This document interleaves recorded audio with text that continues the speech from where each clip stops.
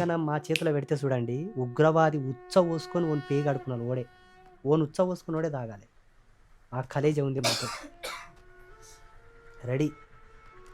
మేము నిజం చెప్తా, నా గొప్పతనం కాదు, నా గర్వం కాదు, నా పొగరు కాదు.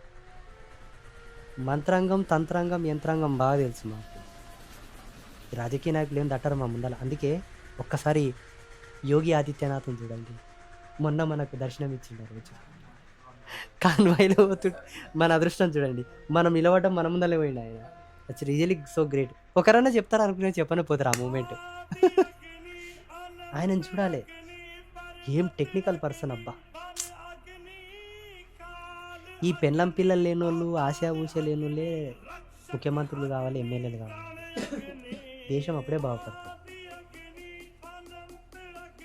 అది